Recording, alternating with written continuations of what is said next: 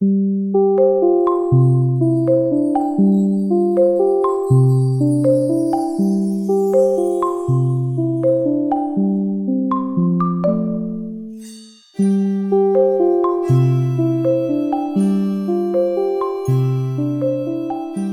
and welcome to Trauma-Informed Education. I'm your host, Dr. Kay Eyre. Implementation of trauma-informed practices in schools requires a whole-of-school approach, endorsed and reinforced by leaders at the school. Principals and leadership teams face complex and challenging difficulties in their roles. Trauma-informed leaders hold a unique set of values and principles that prioritise safety, equity, and learning in the school community. So what do these practices look like and sound like on the school grounds? In this three-part series on trauma-informed leadership, we speak with Elizabeth Verstappen. Elizabeth was previously the principal of Satadine Primary School in Alice Springs, Northern Territory, Australia. Elizabeth has been a school principal for several decades, with a commitment to improving the educational outcomes of Aboriginal and Torres Strait Islander students. Elizabeth and her team at Satadine Primary School have garnered recognition and awards for their use of trauma-informed practices. The school has some of the highest rates of Indigenous students enrolled in the region. The school has implemented the Trauma-Informed Behaviour Support Program over a 4-year period and have been the pilot site for the evaluation of the program. In this first of the series, Elizabeth will be interviewed by my colleague, Dr. Govind Krishnamurthy, and myself. I hope you find these discussions helpful. Hi everyone, and welcome to Trauma-Informed Education. My name is Dr. Govind Krishnamurthy, and I'm here as always with Dr. K.A. Hi, Kay. Hi, Govind. How are you today? I'm great, thank you. We're speaking with Liz today, which is very exciting. Hi, Liz. How are you? Hello, Govind. Hello, Kay. Hi. It's lovely to speak to you again. Liz, we've worked with you at the Satadine Primary School in Alice Springs, and we've worked together for quite a while now. So it's lovely to be able to catch up and reflect on some of the work we've done. And I suppose we're focusing today on a framework of trauma-informed educational leadership. Really, you were the principal there at Satadine for quite a long time. So thank you for taking the time to speak to us today. Oh, it's a pleasure. So Liz, we'll jump right into it. So this is a 3-part series. So in this very first part, we're focusing in on the students themselves and thinking about their experience at the school and their kind of relationships within the school community. What would be your kind of thoughts about what trauma-informed practice actually makes us understand about what students need in the school environment, Liz? Well, in thinking about that, the first thing that really springs to mind for me is safety. So safety was a very big part of our thinking initially, safety for students, but safety also for staff, and just that feeling that school was a safe place for kids. So, you know, how you create that feeling of safety for kids so that the students want to come to school and that they feel that they're part of the school and that it's their school, really. So I guess there was a real need to have a mindset shift around that whole thing about what children need or what our kids needed, and change that thinking for us that all behaviour communicates a need, and understanding that need and then working together as a group to try and meet that need. And initially, the need was quite basic. So the need was, we need a uniform so that we look as though we belong to school. We don't have any food in the morning, so we need breakfast before we can learn because we haven't had food. We need maybe a place to have a shower. We might need shoes. So quite basic sort of needs. We need to be welcomed into the classroom and feel that we're part of the classroom. We need people to accept us as we walk through the door and not reject us because we're running late or because we need to sit outside for a while because something's happened at home. We need to have the trust that we can connect with you and you will listen to what we have to say and not judge what we need. So those very fundamental basic needs were things that we needed to take quite seriously with that initial aspect of safety for the kids. So that there was that sort of physical safety sense. Also that sense that we needed to connect with families in that space too, because families often would bring kids to school and would be tentative about whether they were going to be judged because of the way the kids looked or because they didn't have breakfast or because someone in the family had passed away and they didn't really want to tell us about that, or something had happened at home and they didn't want to tell us about that. So just being able to accept them into the school too and say, you're welcome, the child, they're here, that's fine, anything we need to know, do we need to drop them at home, blah, blah, blah. So that whole thing about the safety of the relationship, I suppose, in the school and for the kids to feel safe there. A lot of our kids, we discovered later on, came to school because it was a safe place. They didn't come to school to learn. They didn't say, we're coming to school to learn. They said, we're coming to, or they didn't even say it. They would turn up at school because it was safe.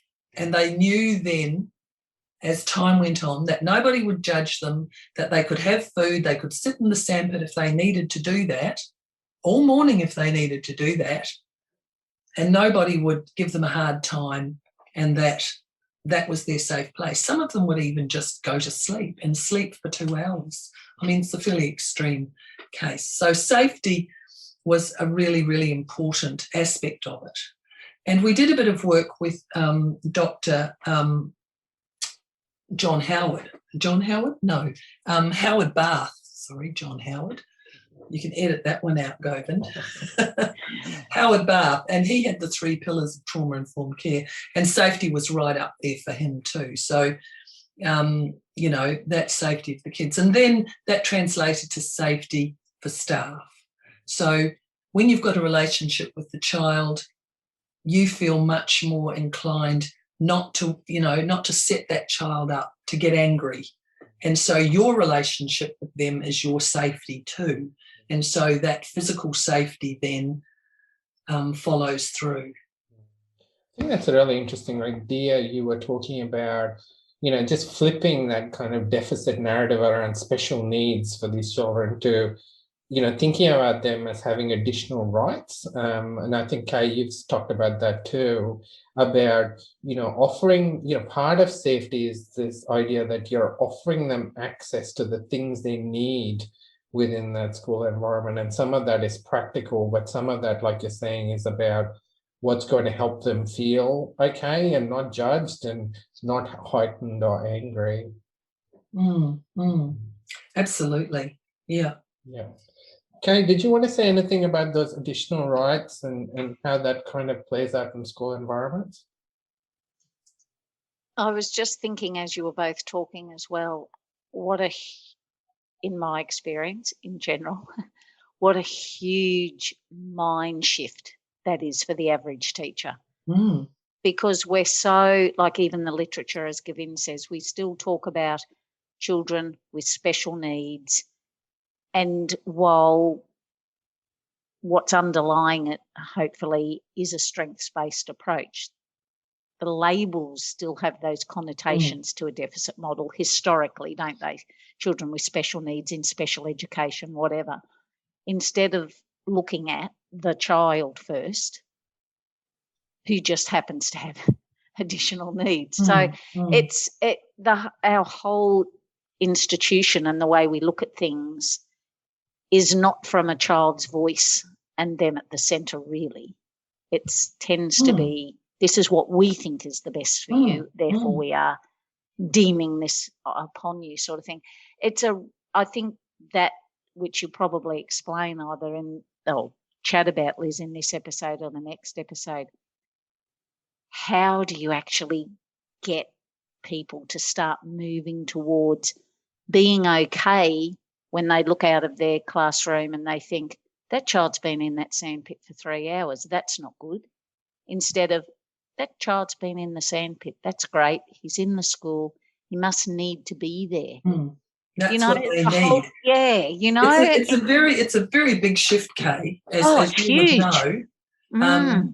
And expecting people to do that in a school, expecting staff to do that, is a big shift too, because schools are so institutionalized in a way. And for us, we had to realize that we needed to shift that structure, because when you think of a school, if kids had a lot more say in how schools operated, you get a sense that they would be much more productive and happier places. Yes. And the idea that if a child walks into our buildings, because that's what schools effectively are, and we say, this is what you have to do in our school, these are the rules of our school, and you need to do all these things, and if you don't, you won't be welcome in our school. Now, that is often the message we give to kids. Yep. We needed to shift that narrative to say, this is your school. And it wasn't quite a democratic model, because that goes a wee bit too far, I think, the democratic schooling model. But it was to say, this is your school. What do you need us to do to make this work for you?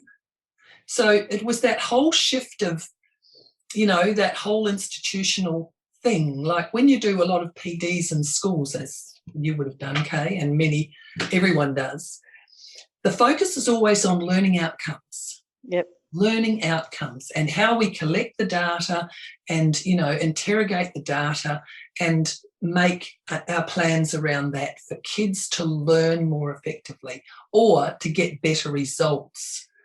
And when you sort of get locked into that, you miss the point that it's really about the child that you need to focus on, and how are they going to learn, and what are the different styles we need to adopt to help them to learn, and and what does learning look like in our schools. So all those things we had to think about and talk about a lot and model. So I guess if you're going with an idea like that, you've got to back yourself. You can't sort of go in and say to everyone, this is what we're going to do. So, you've got to believe that that's a really good attitude, and you've got to sell it, and you've got to bring people on board.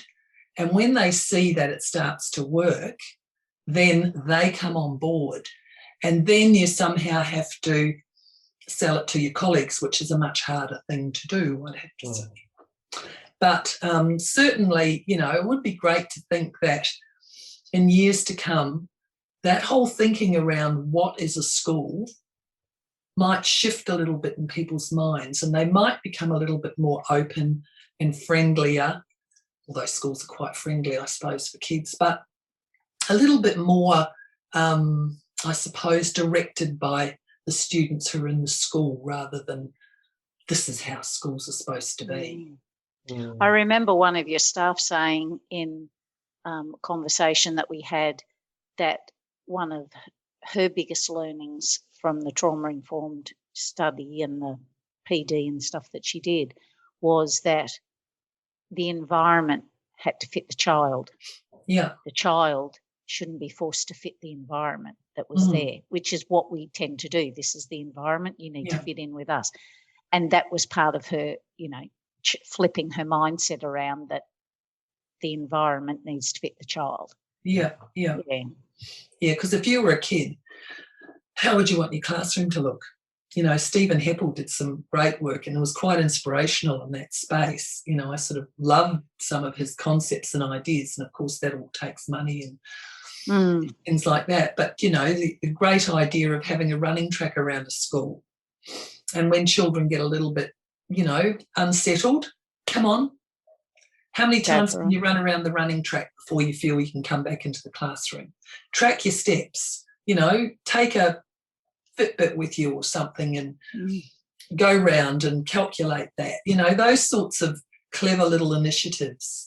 Or, you know, I loved remote control cars, and I had them in the front office for a while, which drove the front office staff crazy, I'd have to say. But I did love them. And the kids would come in and they'd take a remote control car and they could drive it around the school and then drive it back to me before the battery ran out. And, you know, people were a bit, oh, there's these kids around, you know, they're driving them into things. And, well, you know, you try and drive a remote control car around the school. It's a lot trickier than you think. Yeah. So, you know, they would feel it was a great idea. They would feel a bit inspired. They would look forward to doing it. It gave them a bit of a hook, you know. Well, if you know, get this little bit of work done, you could go to Miss Lizzie's office and drive the remote control car around the school once. Yeah. And if kids were feeling a little bit unsettled, just to be able to do that, you know, it's a confidence building thing, it's a trust thing, it's a relationship building thing. Ticks a lot of boxes, those little things that most schools would go, no, that's too disruptive. We can't have that happening. I'll be the devil's advocate or voice of the people say that. I mean, one of the things that often comes up is when we talk about these things is, you know, how can schools be everything to all kids with all these different needs? And you know, there's inevitably the question of equity around, you know, how does discipline work? Are we kind of letting these kids get away with, you know, not engaging in curriculum? Are we doing them a disservice of not enforcing these rules? Well, what is your sort of position on that in terms of, you know, what from a trauma and from leadership kind of point of view, what is inclusion, you know, when it comes to these kids who need it? Yeah. Well, initially, it was a problem. Initially, kids would want to do certain things in the school. For instance, and we've talked about this before, I had toys in my office. You know, lots of toys, puzzle toys and Lego and all sorts of things. Kids would come to my office when they were feeling a little bit about to blow, I suppose, when they were feeling a bit discombobulated, and they could sit there and play with toys. They didn't have to talk. They didn't have to do anything. They could just play with toys. Now, initially, staff said, that's not fair. And other kids said, that's not fair. We want to do that too. But, you know, once we explained to kids, and we could explain it to the whole class, the whole school, in fact, because we used to have morning musters where we would talk about things that were going to happen during the day, that kids get what they need, not what they want. And so your turn might come, or you mightn't need to do that.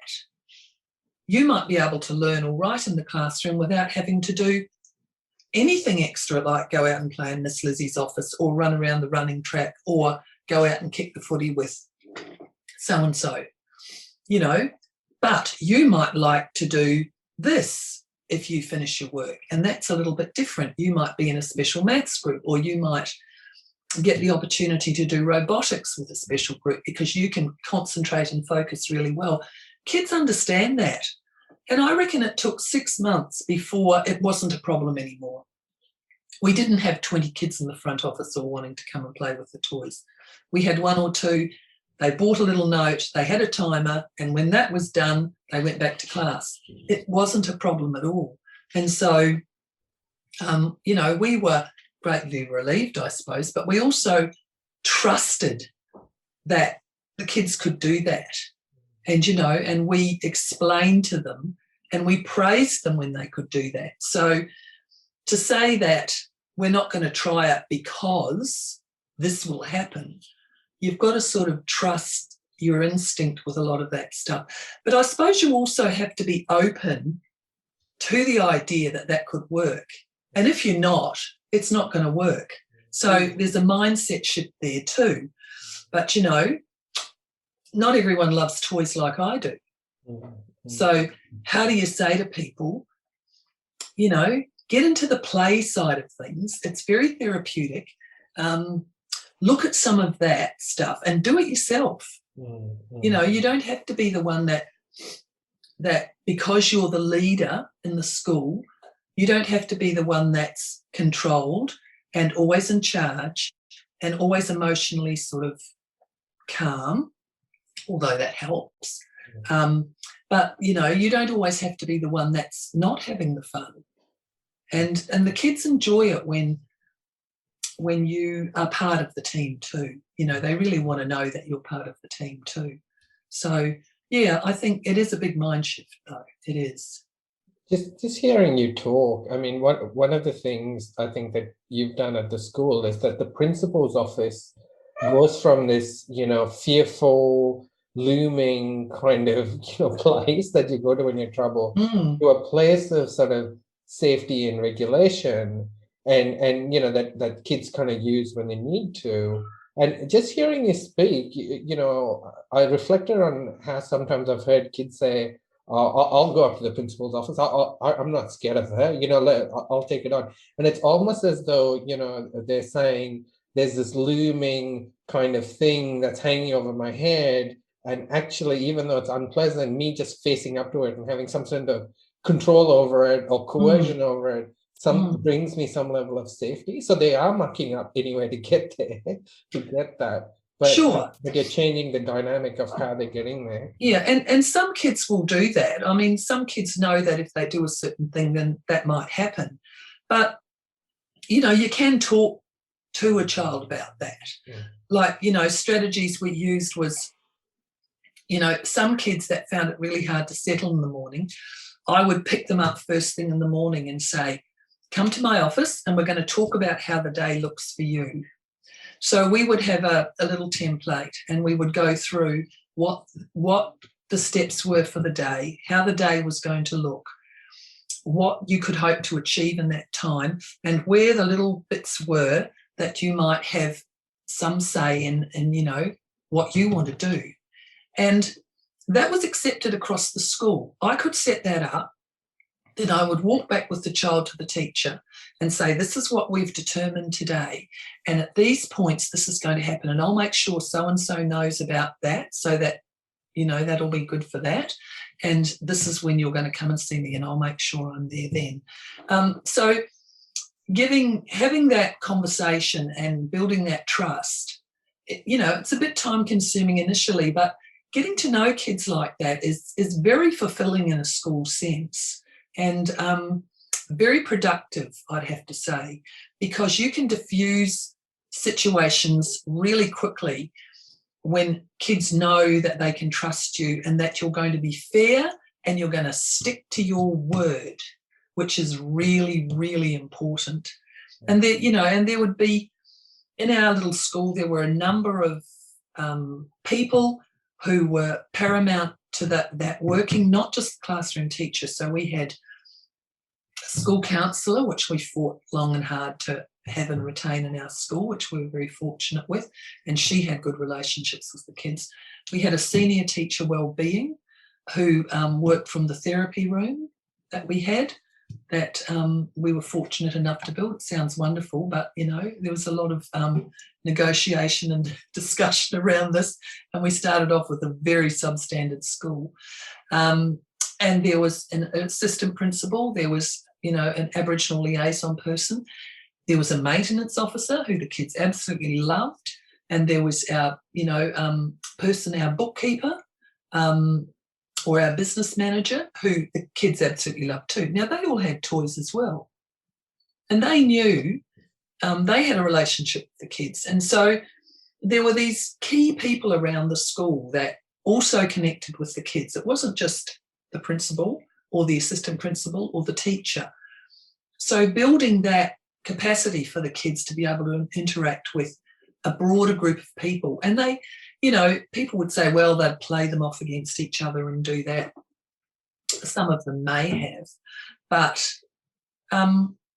it didn't happen a lot. And kids understood that, you know, that these things they were allowed to do, and they got quite possessive about it, and they would say, come and tell me if some kid was, you know, not doing the right thing with that little bit of time they had or something. They would come and say, so-and-so is supposed to be doing that and he's not doing that, you know.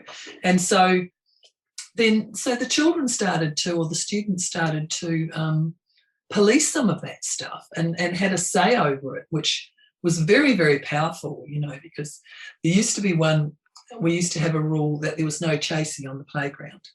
And it was my rule, you know. I would stand up at the muster we'd have in the mornings and I'd say, and remember, what does Miss Lizzie say? And they'd all go, no chasing. Why don't we have chasing? Because a lot of people would ask, why don't you have chasing? And I would say, we don't have chasing because when you play chasing, people get upset and then people get angry and then people start getting really cranky with each other and it just doesn't work. So no chasing.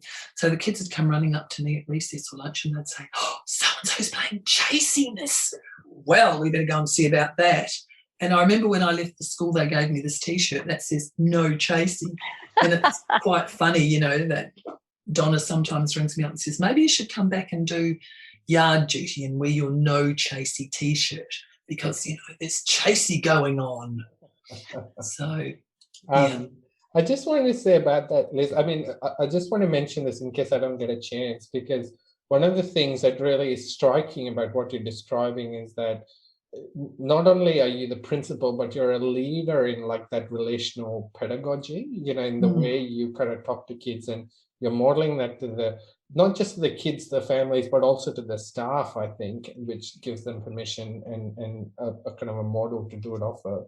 But I wanted to kind of chat to you because there are times where you are setting limits, you know, there are times where you are, you know, offering suspensions and things like that, but it's coming at the back of all this relationship building. Can you talk to that a little bit in terms of how you offer that and how they come back into the school? Yeah, so we do suspend kids and we don't do it easily, but if behaviour is threatening safety of students and safety of other kids, and some of our students, you know, would get very angry and we would say, you need some calming time, we need to take you home, we need to talk to mum and dad, maybe you can spend a day at home tomorrow and then you're welcome back. So it wouldn't be such a big deal. We'd write the suspensions up in the normal way. We would write all the behaviours up. We used an SWPBS methodology for collecting the behaviour data. That was the only thing we really used SWPBS for, because it was a very useful tool for us to watch our behaviour go down, which it did significantly over the years. So we would talk to the child about that, or we would just say, come on, mate, you know, you've done this and you've done this and you've done this, and students aren't feeling safe now. They don't feel safe because you're not, you know, being safe in the classroom. The teacher's feeling worried now because you're not being safe. We need to take you home. So we'd take them home. I mean, we had some incidents that, as schools do, that were pretty over the top, really, and we would suspend a child for a length of time over that. But we would take the child home, we would talk to the family, we would explain why, and I mean, sometimes families weren't very happy about that, but we would explain why. We would invite the family to come back to the school when the child re-entered and sit with the child if they wished to. We would try and make it very, you know, sort of available for parents to do that. Some did more than others, but most of them felt, you know, a little bit sort of unsettled in a school environment, and it was a bit of a shame job for them if the child misbehaved. So they were, you know, you had to be very careful about that. But when the child returned, we welcome the child back. So we didn't revisit the incident. So often you get a re-entry meeting. And I have a little bit of problem with re-entry meetings. I know it's a good place to start from again, fresh start, all the rest of it. But it's not really a fresh start when you're sitting there with the child and going over what happened. And often with our kids, that would then escalate the problem again. And in their head, they would have that problem again. And they would be angry with you because they didn't want you to talk about it again. That had been done, it had been finished with. They didn't want you now sitting there and telling them about that again because that made them feel angry. Because, you know, they don't like to behave like that, a lot of our kids. And we need to understand that they want to be as normal and, you know, as functional as any other kid in the school. And so when you start telling them about things that they did that they feel a bit shame about and they probably wish they hadn't done it, then it's just counterproductive. So it's better to say, you're welcome back. It's really good to see you. Sometimes we'd say, is there anyone you need to fix it with? So the consistent language that we developed around the school was quite simplified. And that was a big body of work we did. So everything was very consistent. Everyone used the same language. There was signage up everywhere. So we would say things like, so, you know, one of the charts we did was one like this. And I don't know if you can see that, but it had very simple language on it. And this was sort of from the SWPBS idea, but we wanted it simple and we wanted our students to have had a say in it. So to say, now you have to fix this. Who do you need to fix it with? And they would be quite open about who they needed to fix it with. And so you would teach them. I would go with them and I would say, do you want to do this with me first so you know what to say so you don't feel, you know, shame job in front of them? So we would go through it and they would go and they would say it. And our staff were beautiful in accepting that because you would often stand there and think, please accept this apology because it's very heartfelt and it's going to make a big difference. And the staff would never let me down. So it was always a fantastic thing for me that you could stand there with a little kid and I'd go, I'm really sorry that I threw that rock and smashed that window in the classroom the other day. And you know, I'm sorry. I would just say something like that. The teacher would say, yes, it was, you know, it made me feel a bit sad and worried, but look, it's fine now. We can, you know, you're welcome back in the classroom. Everyone's here.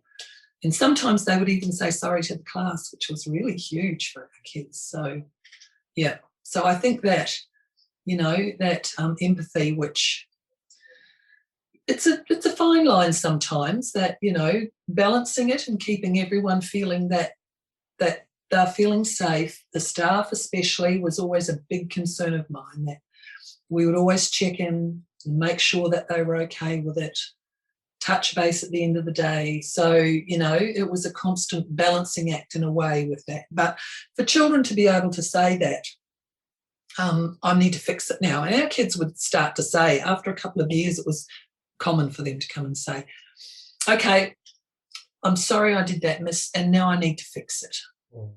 And so they would be able to fix it. And we would say things like, you have to use your kind words and, you know, your kind voices. And so they would talk in language like that. So it was a real learning for them about how to respond. Wow, that's really great. I'm just mindful of the time. Liz, thank you so much. I'll just throw to Kay if she's got any final questions or comments about this episode. No, I don't think I have actually. Yeah, other than to say it's wonderful to hear it, you know, recounted in action, that there's positives there, because so often we hear what other schools do and the natural default is, yes, well, how would that work here, you know, but it's not about the building or the resources, what we've talked about. It's about the staff's attitude and giving the child voice in in their education, and starting with that, regardless of the resources around you. It's about the people. Absolutely. Yeah, it sure is. Excellent. Okay. Well, thank you, Liz. We've got the next episode where we will talk about the teachers, your staff, and how you build a cohesive group that have got your back, like in the story you just told us. So we'll explore that in the next episode. So thank you very much, Liz. Thanks, Kay. Thank you. Thank you. Thanks. That was Elizabeth Verstappen speaking about trauma-informed leadership. Be sure to keep an eye out for the second episode in this series. To learn more about trauma-informed education, visit our website, tipbs.com. That's tipbs.com. If you enjoyed this episode, consider providing us a rating and review on your podcast provider. Your feedback makes all the difference. Thank you for listening. See you next time.